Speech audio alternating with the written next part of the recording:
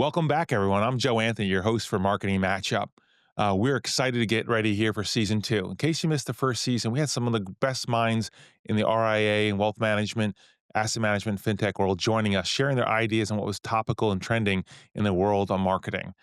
We're going to continue these discussions, these unprompted, unscripted dialogues between some of the industry sharpest minds in season two. Get ready for some fun new faces, people bringing a lot of energy and ideas. We're excited to continue this trend. Hopefully, you'll stick with us for season two. Look for more to come. Justin, meet Mindy. Mindy, meet Justin. Welcome to the Marketing Matchup. Hey, Thank Mindy. you. Pleasure to be matched up with you. How's it Yeah, going? same. Nice to meet you, Justin.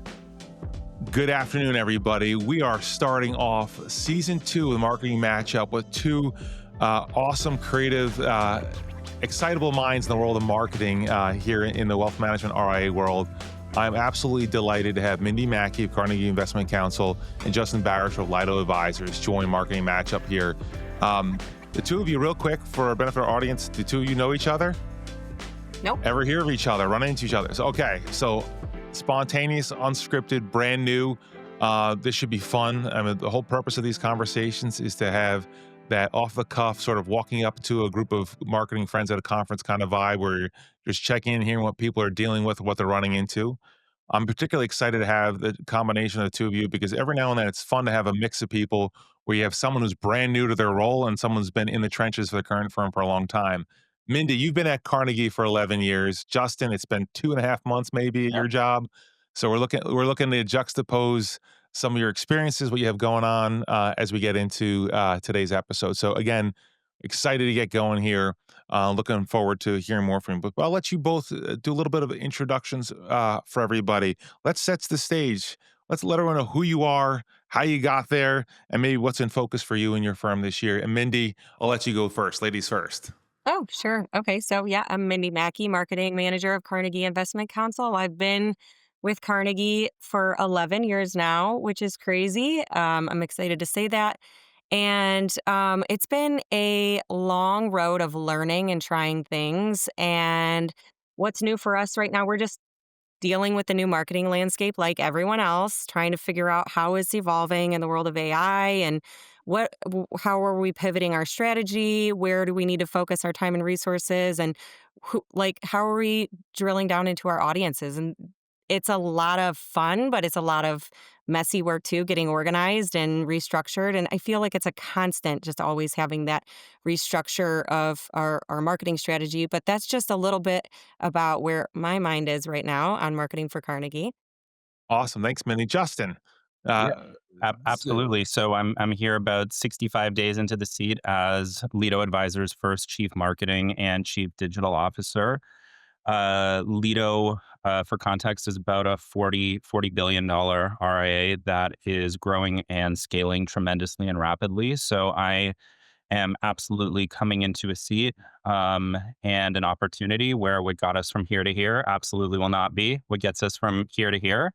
And super excited to build a sophisticated, high performing digital marketing and digital lead generation foundation that drives organic growth for the firm, in addition to managing strategic marketing initiatives across M&A, advisor support, supporting our tax business, our consulting business, our tax and estate business, as well as owning the brand, right? And everything from a brand communications PR perspective. So been doing marketing and digital marketing in the RIA space previously at Cerity Partners and before that at Dynasty Financial Partners for the last 13 years, and super excited to step into this new opportunity as a CMO.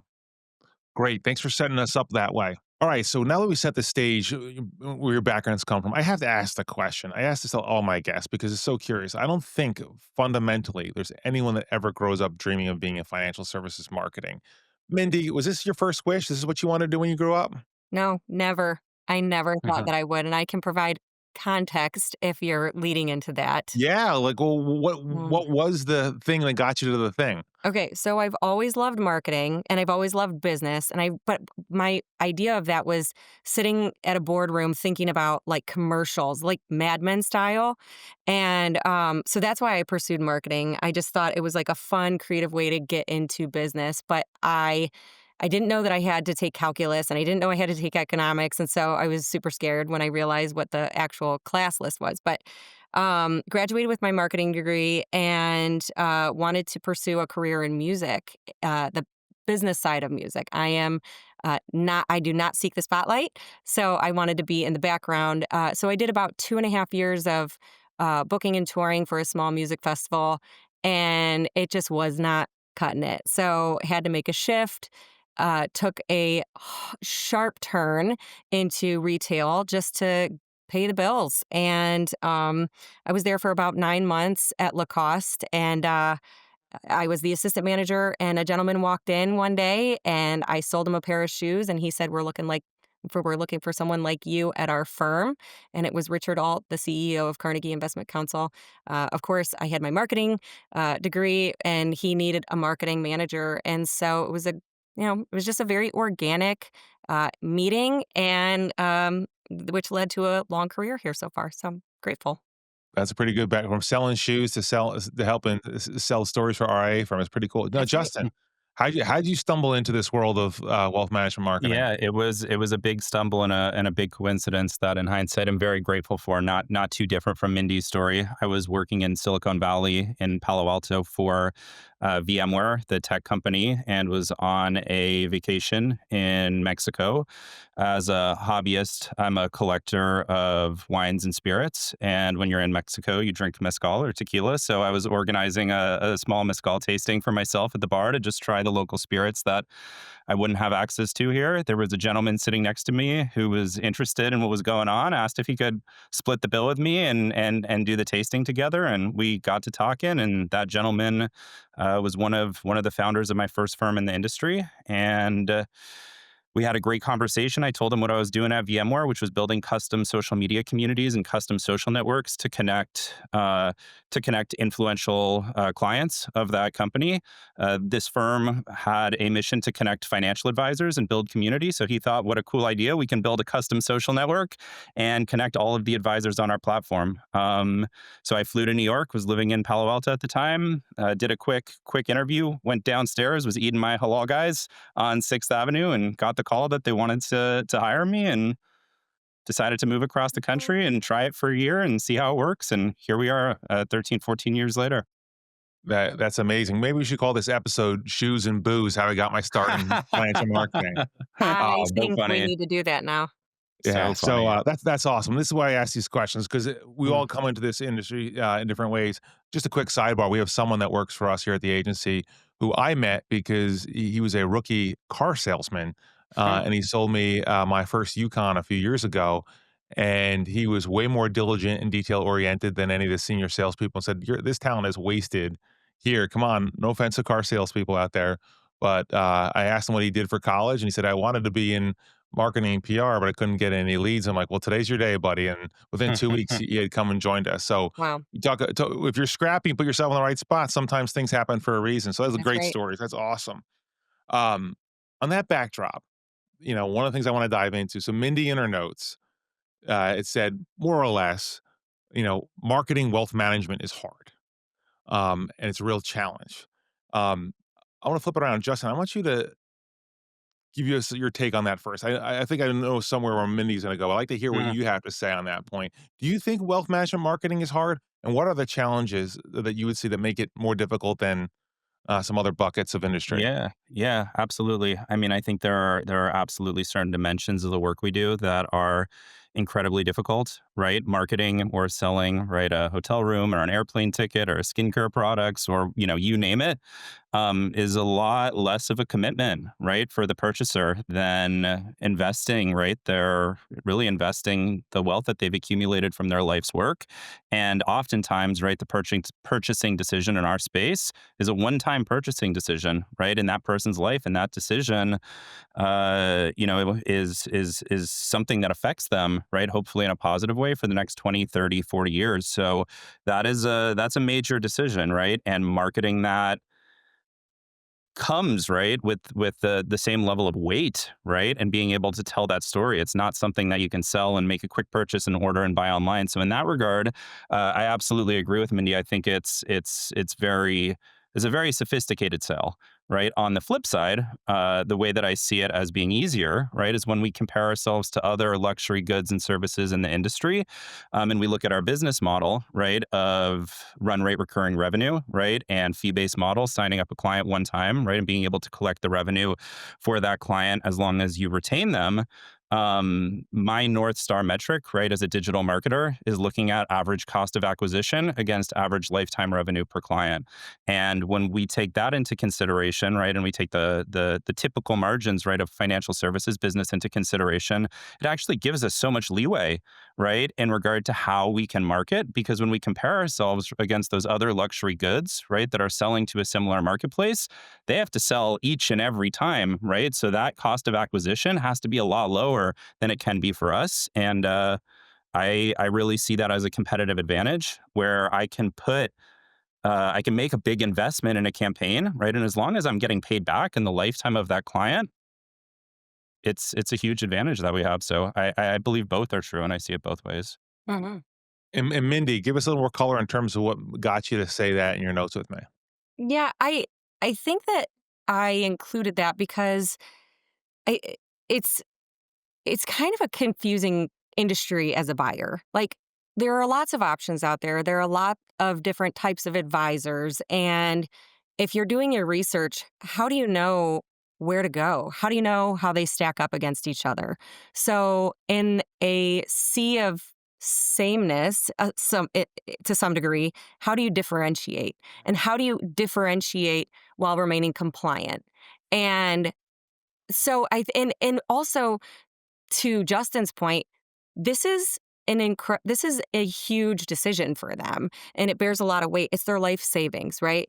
And so we have to earn their trust. And how do you earn trust with a hook? Right? It's like we're, as marketers, we're like, what are the right words that makes people click or come back or subscribe or download or book? What are those words? What's the combination of words that they're seeing? And how can we compel them to trust us enough to make that click? Uh, and so I think it's a challenge because it's confusing on the buyer side, and it's a challenge on our side to stand out, right? And there are, I know we've, as marketers in this space, we've gone through all the different pathways of exploring how to do that. But you really have to wrestle through those questions. So that's what I was that's what I was alluding to when I mentioned it's a hard space. Yeah. Well, you mentioned trust, Mindy, and one of the things I think about as marketers, and we see it on our side from the agency perspective. I'm sure you see it on your side. There are actually more tools to support that trust building than there might have been even 15, 20, 25 years ago in terms of marketing to this audience, and in terms of trying to make wealth management marketing easier. It also makes it more crowded because there's more choice and things to do. But you think about it, right now, like we're in the age where testimonials and Google reviews can be mobilized, right? Right. Media relations and being able to be a thought leader and developing credibility, that's there for the taking. You see the avenues people have in terms of building their profile with social media. It's there. The Right. big question is you think about, okay, the trust factor. It was very obvious that if you ask someone a question in 1995, it was locked down absolutely. If they're going to become a client of yours, it's going to be a referral 99% of the time. And that's because someone trusted you enough to tell their friend about you, right? More or less, or a Right. family member. That's still relevant. But today, marketers got to carve up these other areas and cultivate in these other areas.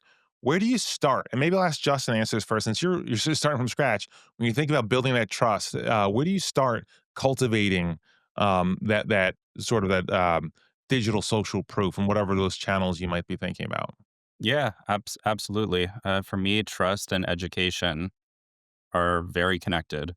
And the more that we can educate our audience in as unbiased of a manner as possible, right? Giving them the facts to make the right decision for themselves personally, the more trust I believe is gained. The trick here is, or the challenge, right, is that education looks different to everybody. So you really have to meet them where they are. And a lot of meeting somebody where they are, right, is understanding where that person is in their life, where they are in their career, where they are with their family, where they are with their wealth. And by creating smart segments that have commonalities and then delivering more specific education and more specific messaging to the segment makes it a lot easier to meet somebody where they are than a one size fits all message, right? A successful advisor who's closing referral business or whatever it is does not say the exact same thing in every sales meeting, right? They assess the energy of the room, they assess the personality and the needs of the person that they're speaking to, and they match them, right? And we have to do the same thing in the digital world as well. And Mindy, I think you might agree with the whole meet them where they are mentality. You know, Hmm. as you think about cultivating that trust, you know, where does your mind go? What are the like the resources you lean on, as you think about creating that sort of modern approach to cultivating that? Yeah, I agree with everything that Justin said. Absolutely. One way that we're exploring this right now, and I fully admit that this is something that we're building out currently, is we really are pursuing the idea of building out video content to nurture the middle of the funnel. So they know who we are.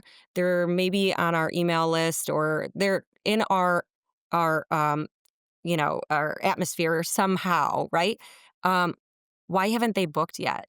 So we really want to appeal to that middle of funnel education through a method called Endless Customers. That I'm just going to say it like it's a great book written by Marcus Sheridan, and he's all about just address the common questions and objections that people have before they ask them. Educate them early. They want to do their research on their own. They don't want to talk to you before they're ready to maybe buy or talk to advisors and compare and see how they feel when they meet that person. So right now in this modern world, we really are going to be leaning into video and answering specific questions and objections that we know come up in every selling situation with specific audiences. So, like those more general videos living, on our website, just broadly.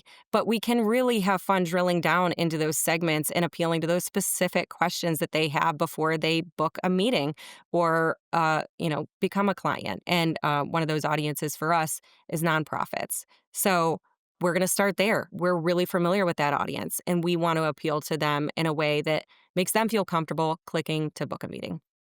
Yeah, Mindy, sounds like you listen into our generative AI search optimization webinar because videos answering very specific questions, dare I say prompts, goes a long way to help you play in that area too. But it leads me to another question here. Yeah, ChatGPT, Perplexity, Claude, they become omnipresent in marketing on a few different fronts, not just in terms of tools we use as marketers to generate content or brainstorm or things like that, but also how our customers come find our business or our competitors' business. Alongside that, we've also had the rise of testimonial IQ, wealth tender platforms like that. When you look at these new changes in the industry, these new tech forward tools, which one of those 2 do you think ends up having a bigger impact or a larger level of disruption in terms of how you're thinking about marketing this year, but beyond? Go ahead, Justin. Yeah, yeah. I mean, from my perspective, it's really difficult, right? It's really difficult to pick one, right? Like I'm a huge believer in the marketing mix. Like I really actually don't think that much about which channels are driving business. What I think about is which audiences are driving business. Because if I can model an audience, I can hit that audience wherever they are, right? And different people have different tendencies and different methods, right, to evaluate a business. And it's not too far fetched to believe, right, that somebody could make a search right on ChatGPT or Claude and also check reviews, right? It's also not too difficult to believe, and we see this when we use the LLM tools, that the LLM is pulling in reviews, right, or is pulling in Reddit posts, right? So I see connectivity between these things, and I believe that a strong digital presence, which includes reviews, will actually help train the LLMs to more accurately educate our audiences on our services. Bingo, I love it. Mindy, what would you add? You can edit this part right out of just joking. Well, Hmm. well, I will add that I fully admit that this I am in the learning phase, as all of us are, but I am really working to learn and build our our stack of AI and integrate into our current strategies. And this is, I was the only marketing employee at Carnegie until about 3 weeks ago. We are expanding our team because, yes, we're growing. This is very exciting. I've always had outside agency support, but it's been a lot to juggle, especially with this large shift in AI tools that we're now utilizing. So I totally agree with what Justin said. I am definitely using I need to make my stack more sophisticated and integrated within my strategy than it is currently right now. So let's take a step back for a second. Mindy, remind our audience, what's the size of your firm AUM wise? Carnegie is approaching 7 billion in assets. Okay. And about how many advisors, like client facing advisors? Maybe 35 at this point. Okay. And then Lido, what are the stats for Lido, Yeah, Justin? we're in the $40 billion ballpark, growing and evolving every day with a couple hundred advisors across 30 something states. Hmm. So, what's interesting about that is so the enterprises are both strong, vibrant, growing firms at two different stages of scale. Yeah. Justin came in because his firm didn't feel like they were hitting the ball out of the park on the digital front in other areas. I don't want to speak for you, Justin, but that's sort of Yeah, yeah, yeah. context I got. And then Mindy, obviously, your firm is you're operating with a lesser level of resources, whatever. But at the same time, these are issues you're both, and which is why these are so important for the industry because in some ways, some of these tools are level the playing field a bit. There isn't anyone out there with a 3-year background in Gen AI search Right. optimization. There just isn't, right? Guess what? We're all on the same playing field. Learn as you go. Right. And I think that's what's so constructive about this. At the same time, what Justin said before, I love because we're seeing it so much. There's no point in coddling and coming up with the best, Gen AI search optimization strategy if you're not doing the things. How does smart asset show up in that play? How does wealth tender? How does testimonial IQ? Those venues show up in the content that spits out. And sometimes you have to consider these platforms not just for do I want to play with testimonials or reviews, or do I want to use a referral engine like Smart Asset? But now you have to start thinking about it through the prism of other applications, and that's where this integration comes in. And it goes back to Mindy's earlier point. I think wealth management marketing is really hard because there's so many fragments to piece together to meet that audience that Justin talks about as being sort of the North Star. And so, which gets me back to my next question. Growth has been uneven throughout the industry. Some of the firms with the best growth rates are firms that are smaller than Mindy's firm, a couple billion AUM. And you say, well, it's easier to compound growth at that level. Other firms of Lido size are growing nicely because they have a big scale and things like that. But the fact remains that if the average rate is 3% organic growth, there are some firms that are at the bad end of that barbell and some at the good end of the barbell. And you start thinking about what you're doing in your marketing, whatever stage of journey you're on, how would you characterize like what's working well with your firm in terms of putting yourself in position to be on the right side of that barbell, the firms that are growing better than 3%? Is there any one thing you call out and say, hey, this has really worked? This is something that if I'm starting from scratch as a marketer, I'm making sure is in the mix going forward. Justin, I'll pick Yeah, on you since you are yeah, starting yeah, from scratch. yeah, for sure. Yeah, yeah, yeah. So it's quite an easy one for me, right? And it's we're still in foundational, right, and building mode here at Lido. I mean, Joe, I mean, it was less of not hitting the ball out of the park and more of not even stepping to the plate, right? So this is our firm's first time, right, stepping to the plate, and we're excited to do it in a big way.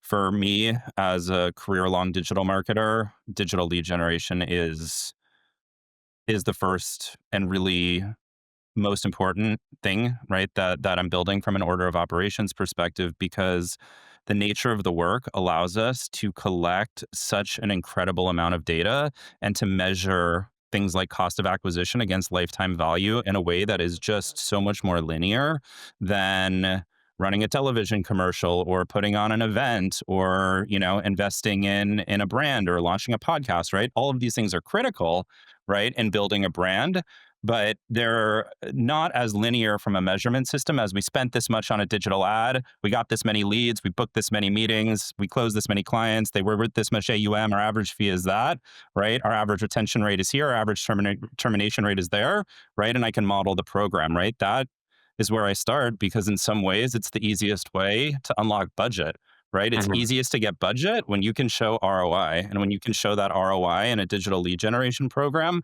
that builds my bank account, my budget for lack of a better term, to go invest in all of the other things. Awesome. And then, so Mindy, what would you say is working? Like, where are you finding success in terms of building Carnegie's brand presence? Yeah. So even taking a step back further than building out a sophisticated or just like a baseline digital marketing strategy, full transparency, I've been working on building, out our not our content strategy, but like implementing an inbound strategy for 10 years. Something that really worked for us that had to happen first was we had to figure out what our message was. I really lean into that as just a marketer. I really care about the messaging. Of course, that just goes without saying. But when we tweaked our messaging and when we really started to get more specific to our audiences and then built a framework around that, that's when we saw the difference in our lead generation. I mentioned it earlier, specifically with our nonprofit audience. That's something that was born out of us getting our words right and then building content for that audience. So, absolutely agree with the digital approach. But before you even do that, think about what you're saying in your digital presence. So on that front, digital marketing has obviously been an area that's getting more and more investment within the wealth management and asset management space, where as more people are getting up to speed. I think part of the issue was a decade ago, no one even had internal marketing talent Right. to deploy these things. And fast forward 10 years now, not only do we have marketers, but we also have marketers as analytics people at the same time. So, like Justin, you're very much one of those types. And you think about how much it's evolved. And so you think about it, it begs the question when you start thinking about how do you, as Justin said, if I get ROI, I get more of a war chest to keep doing more things. Well, it comes down to measuring. What tools do you find in the marketing tech stack or otherwise that you find that help the most helpful for you as a marketer to have at your disposal to see how things are working? Are there platforms you like to use? Are there um, plugins, things like that? Just, you sort of put us under the hood a little bit. And what are you Yeah. using to make sure you're measuring the right way? Yeah, for sure. I mean, analysis paralysis is a real thing, right? And it is so easy to let data do the opposite of what it should do, right? Which is to create those guide rails and to help validate or most likely devalidate a hypothesis so you can continue to take that scientific approach and to test, learn from your tests, and then refine accordingly. From an analytics perspective, I like to keep it really simple. I like to use I mean, our for our website, right? Google Analytics, right, is a truly fantastic tool, right? You can use it as a rookie, and you can use it, right, as a all-star pro veteran, somebody who's been doing this for a very, very long time. And by integrating a tool like Google Analytics or even native analytics, right? The best analytics on LinkedIn, guess what? They come from LinkedIn, right? The best analytics from a Yeah. Google ad, they come from Google ads, right? Um, and being able to bring those things together, normalize the data, and then for me, most importantly, connect it to sales data, where we use our CRM, Salesforce, is the key to success.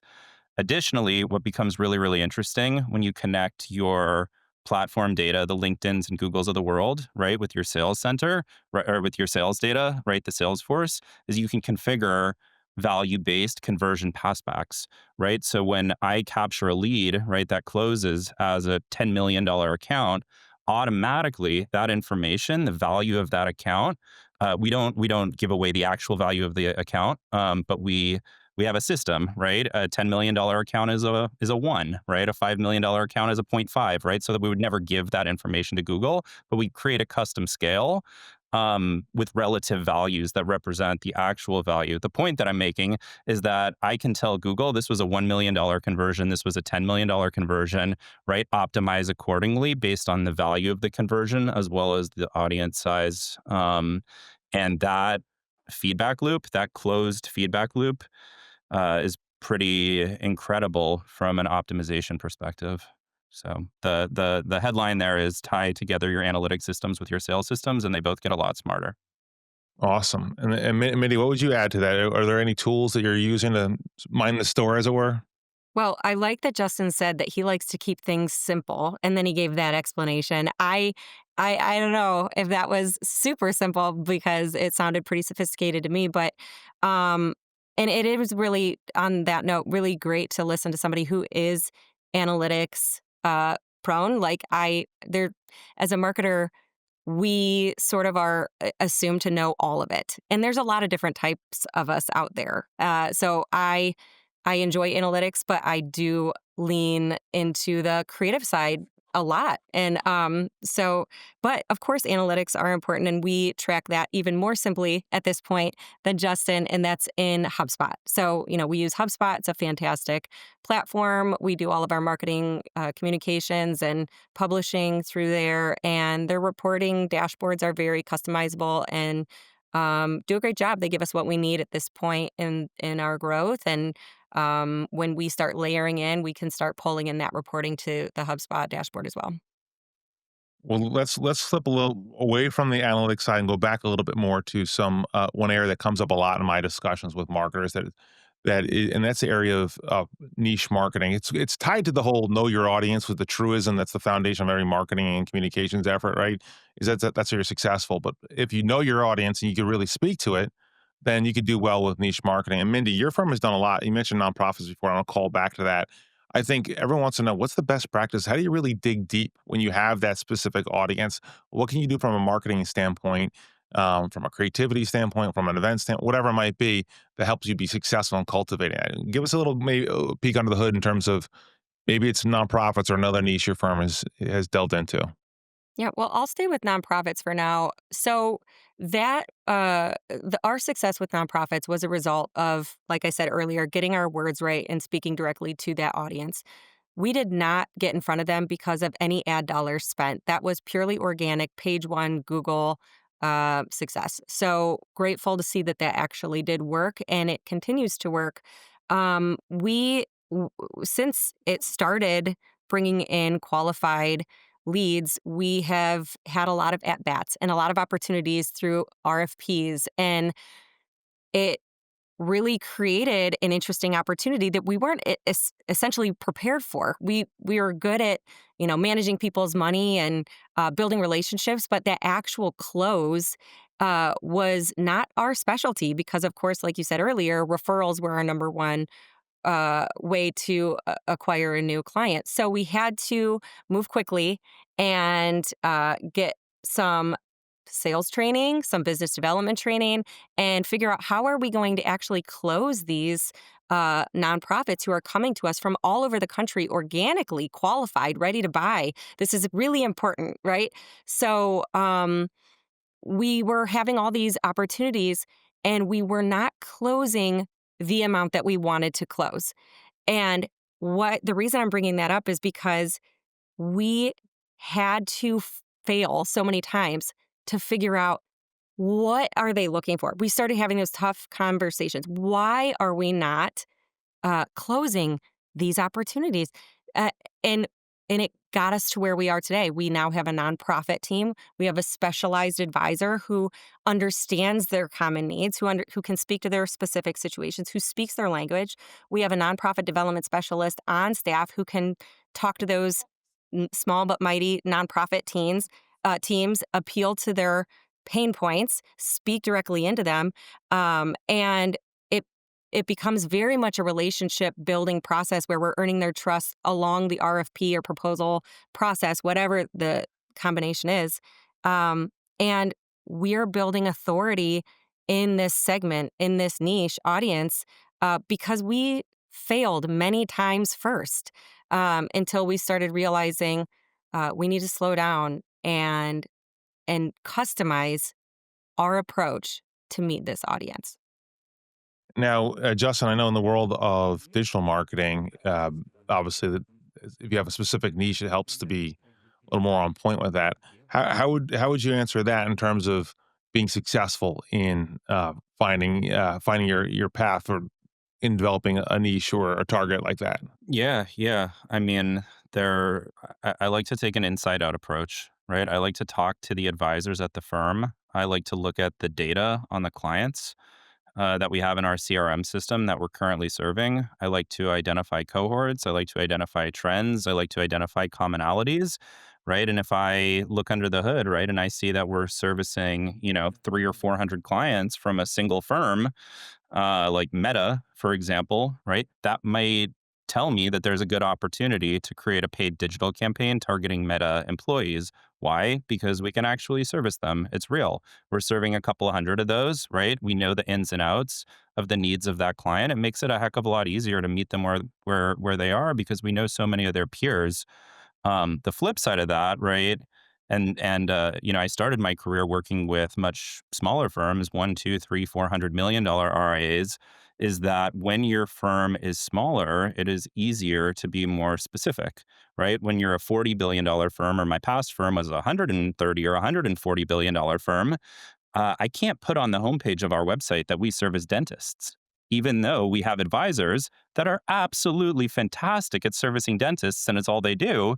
Because guess what? When our M&A team is out in the field, right, cultivating new relationships, right, and looking for the next firm to come in, they can't look at our website and be like, this firm was created to service dentists, because that's not what they do. Right. So as you grow, there tends to be an element of having to manage more to the lowest common denominator, which sometimes means you have to be a bit more general in your approach. And secret sauce for the smaller firms out there is it's easier, right, for you to take that ultra specific approach than it is for a larger firm, because your clients are more similar in some regard. Hmm. When again, Justin, just going back to that, I feel like I'm beating the drum on this Yeah, Gen AI search thing. Is when you think yeah, about it, that's where a lot of firms are taking time to try to win. Is where if they have an advisor or advisors that might mhm, specialize, but they don't necessarily want to sort of cast the firm with that same reputation for good or for bad, right? yeah, yeah, Um, when you show up as an authority on places, and again, that can show up with a blog or Medium post yeah, or in ChatGPT, wherever it is, on something. So when someone says, "Hey, I need a financial advisor can understand working with medical professionals, whatever that field is," yeah, um, they're showing up that way. And so there are proactive things where you can do like totally, micro marketing on an advisor basis, totally, but at the same time pulling back. And I think that's what makes the job, again, back to Minnie's point, so challenging because there's so yeah, many different levels and layers to work your way through in terms of building out, building out the marketing stack. totally. So anyway, I want to shift gears for a second. Every single episode I do, I try to inject a little interlude of fun and something personal. So, Justin, I told Mindy when I was just looking through your LinkedIn profile, the two of your LinkedIn profiles before this, that by accident, I think I got two people that graduated college in 2011 or thereabout. Do I have that right? Hmm. Yes, no, about all Yes. right, all right. Mhm. So anyway, and that so out of thin air, I got two marketers of the same vintage, and I'm curious, when you think about where you were in 2011, and I know neither one of you thought, okay, I want to be doing wealth management marketing. Um, let's play a little game. Do you remember what were the biggest brands or things that appealed to you when you graduated in college? You remember what was the it Mhm. thing? Was it a musician? Was it a Nike? Like what was it? Like I'm curious. Go ahead, Justin. Yeah, I was gonna pass this one to Mindy. Well, if you ask my I'm a 14-year-old daughter, she might say Sabrina yeah, Carpenter or Taylor Swift. right, There's like Yeah. right. the brands that stick in your face. But like we all know where we were when we were 21, Well, 22, 23. And listen, I was I listened to indie music in college. I loved the Shins. Mhm, And I know that's super indie, but they were my jam. And right around that time, I was bartending, and somebody mhm. said, "You'll like Jack Daniels. Just have a shot of Jack Daniels." And I'm like, okay. And that was my year of, I was like, I guess I like Jack Daniels or Mm, whiskey, right? It's like mm, this is a totally new and weird thing that I didn't ever explore before. Don't mm, use well, that in the podcast if it's no, but tell you what, Minnie, but it's down to earth. I think I had a conversation on a podcast recently. We talked about the songs of the summer, and people were throwing out names that were, yeah, I didn't remember the songs when they came out, right? So, Mhm. but again, you think about that time. I think going back to the reason why I asked these questions because what was so in front and center for us earlier in our careers where we're at obviously evolves over time, and you think about what we associate with. But there's a relationship. You talk about if you're an 18, 19, 20-year-old person, you probably have more time to explore indie music, come up with those things. Going Mhm. back, as you mature, just like an organization matures, you have less time to get down really close to that. And so Justin, your turn. Play along. Like, what do you yeah, recall? Like, was something jumped off the yeah. page for you? Yeah, yeah. Well, since our theme is shoes and booze, and Mindy just took us back to booze, that was a big time for craft beer, right? There were huge Yeah. acquisitions, right, happening in the space, right? It was a category. It was a category leader, right? There was private equity money, right, coming into it, and you could see, new breweries popping up every single week. And if you look at that category now, it's in the complete opposite side of the bell curve. More breweries, right, closing really than ever before. A lot of the and just consumer taste, right, completely different. Both from like a I guess a beer perspective, but also just like the whole category, right? People are drinking less alcohol than ever before, and yeah, it's just interesting to see how things change, right? From this being like this big explosion, things opening every week to, can't sell those products anymore in a lot of ways. Yeah, and believe it or not, Gregory FCA, we worked with a couple craft brewers in our Oh time. There's yeah. not as much demand from craft brewers today for No, publicity like there used to be, but no, no. They that's don't. They don't have the revenues they used to. yeah. So, well, it's interesting those commonalities as you I think is the word you used earlier, Justin. It's Mhm. like we come from a different, different perspectives and sometimes same vintage like this, and I Yeah. think the two of you have been close enough now in the wealth management world over the last 10 years where you learn a lot and seen a lot in the evolution. I Mhm. think one of the things I look at from a big picture perspective, a lot of times, frankly, we get hired because clients don't have the full resources to do everything they want to do internally, Mhm. and they're entrusting us with one or more pieces of that puzzle. Right. But it goes back to the question of talent in the industry and firms desperate for marketing talent, but they don't know how to cultivate it. What ideas do you have? What do you think could happen that would catalyze or get firms to invest more in developing more people like the two of you? Is it hey, Mindy, you want to come over the side of the fence and join us? We'll teach you some stuff and maybe you'll become good at marketing? Or do you think it'll happen more constructively than that? Any thoughts? Justin? Yeah, yeah. I have a few. Sure. I mean, I've hired a heck of a lot of people in this industry. I mean, probably almost 100 marketers right across over the last 12 or 15 years. And in doing that, I draw inspiration, right, from other firms' job postings, and I look at what market is, right, so that I can either meet or exceed market from a job description, comp, et cetera, perspective. And the amount of job descriptions that require a marketer to have financial services experience is very, very high. And I think that creates a really unnecessary barrier to entry. There are phenomenal and fantastic marketers out there in industries that are selling to the exact same people that we're selling to. They're just selling them something different. And when I, hire folks and when I hire even agencies, it's really something for most roles that I don't look for at all. I take it upon myself and my leadership team and my colleagues to be evangelists and educators, right, of our industry and our space. And just like Mindy and I, right, and I'm sure Joe at a certain point you, right, had to learn what an RIA is and what a fiduciary is and what an ETF is, right? Now Mhm. it's my job to teach somebody that, and it's their job to teach me whatever they took from that past experience in a different industry. And that's the beauty of building teams with really diverse backgrounds is you get really interesting perspective. And if you're not lazy and you're willing to put in the work to teach somebody about the industry, you can find some really fantastic talent. Well, Mindy? Yeah, I love that you said all that because I completely agree. So, this is also another reason why the audience listening to this will have a good variety of perspectives because he's hired over 100. I just hired my first person into Mhm. the marketing department. This is a big difference here. But I completely agree. Though I haven't hired a full time person until 3 weeks ago, I have partnered with many agencies and many contractors to help us through different projects and campaigns or designs or whatever. And I completely agree with you. I think I I'm never requiring the person that I'm looking to partner with to have experience in investment management, wealth management, marketing background for the exact reason that you stated, because they can look at it with fresh eyes. They can bring in a new perspective and maybe new character. And that's exactly what I just experienced with our new marketing coordinator. She has a phenomenal reputation and is a very talented copywriter and and marketing strategist and has no idea about all those things you mentioned. So she's learning. And like you said, like those talented folks, they're scrappy, they're gritty, they will learn it, and then they'll apply their talent on top of this new service. And so it's been a lot of fun finding those folks. Well, I once heard someone say that with the arrival of more outside money into the RIA landscape, the strategic investors, the backers, where there's going to be more of a cash flow support for cultivating the marketing profession within the financial services, and which I think is encouraging, very exciting. Obviously, because in some ways they have to justify their investments, and how do you do it with growth? Um, the two of you come at it from different perspectives on this. I know Lido has done some deals. I know Carnegie's done some, but do you feel the element of inorganic growth puts more pressure on organic growth and the demand to do that?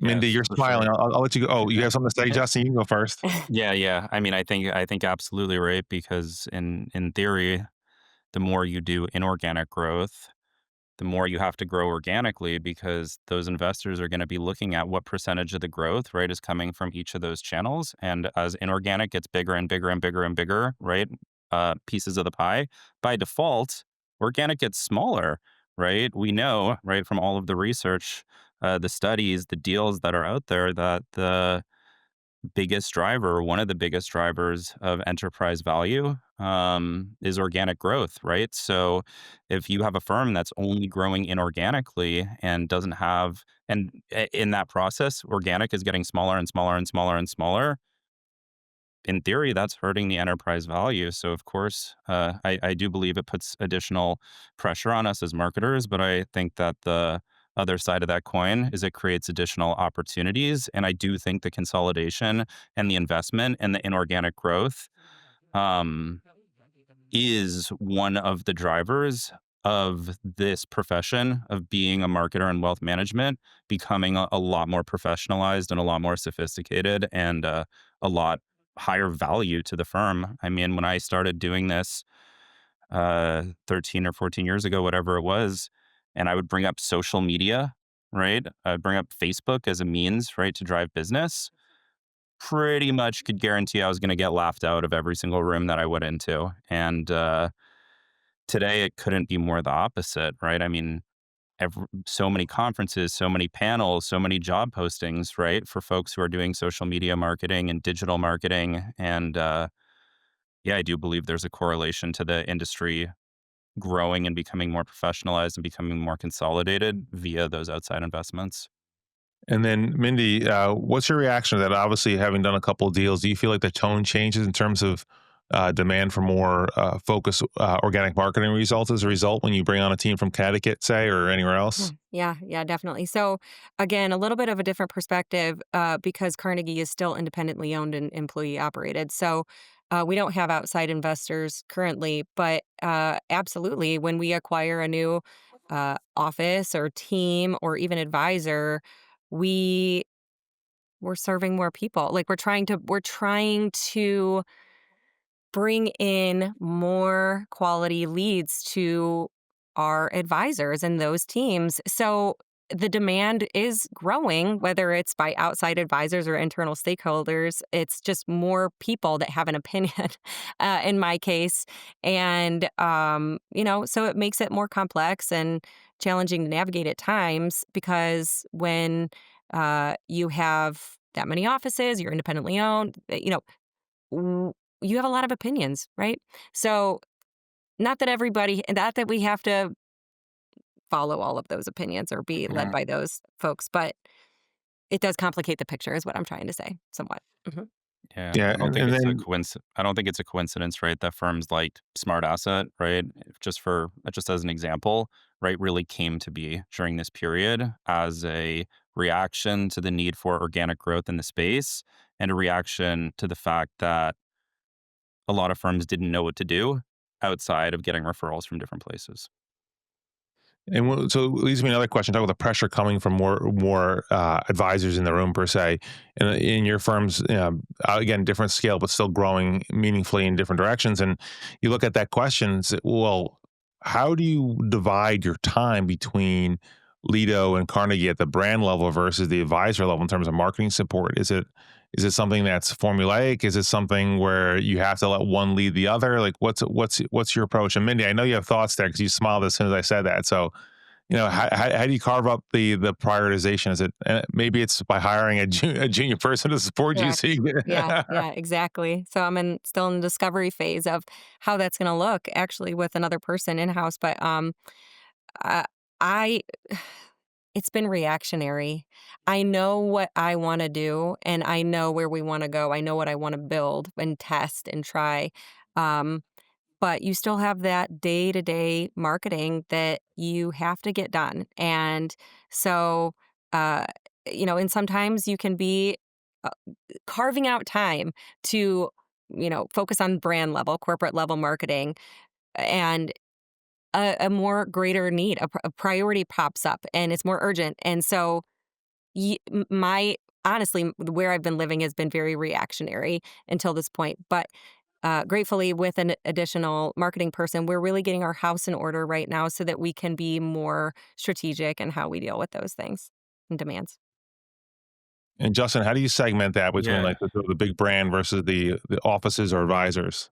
Yeah, it's a real challenge, and I think it requires taking a step back or zooming out. I think Mindy had a really good point earlier about defining your messaging and defining your brand, because whether you're operating at the advisor level, whether you're working on the M&A side of the business, whether you're working on corporate marketing, whether you're doing digital lead gen, consistency, branding is collection of experience over time, right? And if your brand is showing up in completely different ways, that's like a person, right? Going from party to party or office to office, acting completely differently, right? Showing up as completely different versions of themselves, maybe even contradicting themselves. And maybe that works for a period of time until two people, right, meet each other that you were a completely different person to. And it's like, well, that wasn't the Justin I know. And it's confusing and it's possibly even off putting, right? It's not a great look, right? So I think by defining and training, right, on the brand and the messaging and driving that consistency, right, that's like a one to many approach where if you do that work right, it can help you in both channels. But to Mindy's point, yeah, I get tickets every single day, right, from advisors who need support in events or gifting or a local sponsorship or putting their logo, on the symphony orchestra pamphlet. And those things are important. I think for me, the key to flipping as much as possible from reactive to proactive is defining what marketing does, and equally, if not more important, what we don't do. I've come into many environments in my career where, with best intent, right, marketing has done everything for everybody at every time. And if you're operating in that way, it's going to be really difficult to get to the more strategic projects. So you got to pick your battles, right? And then you have to be clear with your colleagues, right, about what we do and what we don't do, and to evaluate that list of what's on the menu and what's not on the menu, right, on a routinized basis, to evolve it to meet the needs of the company, to create self-service solutions as possible, and sometimes to have the tough conversation because I had a boss who once said, "There's time for everything as long as you prioritize it." You can't prioritize everything. Right. Mindy, you want to say something? Well said. Yeah. That's all. Well, you can't have everything be your first priority, that's for sure. So one last big question before we get close to the wrap up here. I was looking at some stats and I came across something that blew my mind because I feel like the industry has come a long way. But if I told you there's fewer than 1 in 11 firms with a billion or more in AUM have a CMO or like a VP or a senior VP level of marketing, the firm, it's incredible that we're still at that stage. The other thing that caught my attention was that fewer than 10% of those firms that do have graduated past generation two of a CMO. So which means the person that's currently in the seat is either the first or second CMO in most cases the firms have ever had. So your roles in terms of being marketing leaders for your organization, Mindy, you've been there 11 years. I know the role has grown and evolved, but this is the exception, not the rule. Like, if you think about that, what do you think marketers need to do to advocate for this? Where do you think the tipping point is where it becomes table stakes to have a head of marketing or senior VP of marketing or CMO, like organizationally? Is it a size thing? Is it a management buy-in thing? I'm curious to see what both of you would say in terms of how we get more people in sort of the decision making room in marketing. It's a really good question. It's a really good question. I don't think there's necessarily an easy answer for that, but I do think, right, as we touched on earlier, the demands and the pressure, right, that comes from those outside and those private equity investments in certain cases, as well as just like the capital and the ability to invest that comes from those, can create pressure for leadership, right, to make that decision. So it's really tricky though. I mean, obviously there's a community element of it, right? I think as marketers, I'm one that loves to share, loves to connect. And because I'm just a believer, right, in all ships rising, right, with the tide, and if we can as a community, right, put more resources towards marketing, right, it makes it a lot easier to, right, point to those other firms that we're collaborating with or that we know there and say, hey guys, right, hey team, look at this, right, look what they're doing. I mean, I just had one of the colleagues on my team go through every single firm's LinkedIn and every single firm's website that's above us, right, on the new Barron's list, right, and to tell me how many marketers each of those firms have hired. Why did I do that? So I can go show that to the leadership and say, hey, look where we are, right, versus the pack. Yeah, well, So, yeah, yeah, you need to be able to benchmark that to justify sort of where you stack up. If you want a certain level of growth, you have to back it up with a commitment to it, right? And Mindy, I don't know if you were the first marketer at Carnegie, but I know you were probably the first one with a title. Mhm. And then you took 10 years to get a sidekick. Um, Yes. No kidding. and it's So, but the firm has been very generous in terms of bringing in outside support. I've always typically had an agency to work with and help drive our initiatives forward. So I am grateful for that. I haven't been totally working alone for this entire decade, but we are at the point absolutely where it just made so much more sense to bring somebody in full time. There's so much to do. There's so much opportunity. We're growing a lot. We need to maintain a lot while build out a lot. And so it just made so much sense to just bring in a full time person and team up together. And that doesn't mean that we're not going to still utilize outside support where needed and where appropriate.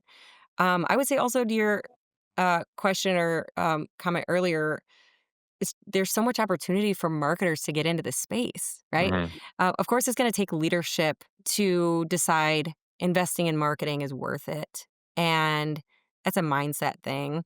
And maybe with the next generation of advisors or RIA owners, we're going to see that prioritized more. But as a marketer, if you're looking to break into an industry that needs you, I mean, this is the one. Yeah. And then I also think that we as marketers for the wealth management space should be connecting with one another like you're doing now because it can be a difficult territory to navigate. And as we can see just in this conversation, Justin brings a totally different perspective than I have here at Carnegie. And it's been really helpful to just sit and listen to him describe how he considers success or marketing at his firm. So, yeah, and vice versa. yeah, Well, and it's part of the reason why we do these podcasts. And I think Mindy, for your firm, and frankly anyone that's got a marketing leader, the stats are there. You're the top 10% in terms of human capital commitment, right there, because other firms aren't doing it. And I think it's not to say that there isn't support or resources given, but there's so much opportunity, right? And right. Mhm. and, and I look at it from where I sit, and I see that there's this constant din of noise and firms trying to claim sort of the top spot on the mindshare game, and if you're a big firm, and I don't care if you're 40 billion or 10 billion or 100 billion, there's nobody that's a walk through the door household name in the wealth management RIA end of things. I mean, Merrill Lynch, Morgan Stanley, because they've been around for a long time, they're incumbent firms, but once you get below the fold of some names like that, really the average person doesn't know. So there's so much Right. work to be done, Yeah. and you don't necessarily have to be a household name for everybody, but if you can be a household name for business owners planning succession in Cleveland, or Mhm. um, you know, uh, wine entrepreneurs in Napa Valley or whatever, like that can be good enough to build a business. So anyway, last thing, I always give my guests a chance, a parting shot. Any words of wisdom, takeaways you'd wish someone told you, or ideas or advice or just something you're working on you want to put out there, this is the parting shot here as we get to the end of this episode of Marketing Matchup. Justin, you can go first. What's your parting shot? Yeah, for sure. I mean, my parting advice would be to look at what is working well in your firm without marketing and use marketing to make that work better, right? So many people will go and say, oh, this is not working for our firm. Let's go try and solve for it with marketing.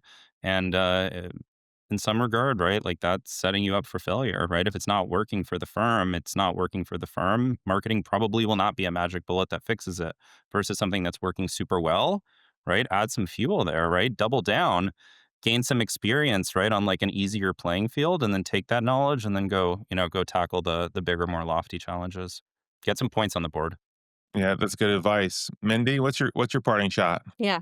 So, yeah, where we were discussing niches earlier, right now we're really focusing on building out more niches and testing very specific campaigns for money in motion audiences. What is that trigger that is going to make them search for an advisor, and how do we get in front of them? So where, niche audiences don't make sense when you're, a mass, 40 billion or more. Right now, we're really working on building those out. And so I'm really excited about it, actually. And we have 3 in mind that we're going to go ahead and build out and test and see what happens. Awesome. Well, both of you, thank you so much for your energy, your ideas, your insight, your willingness to share. Really appreciate having both of you on. Mindy Mackey, Carnegie Investment Counsel, Justin Barish, Lido Advisors. Thank you both for joining Marketing Matchup. Thank you. Thank you, Joe, and great to meet you, Mindy. Let's definitely You too, keep in Justin. touch. Thanks for listening to Marketing Matchup, a production of Gregory. If you like what you heard, please listen and subscribe wherever you get your podcasts.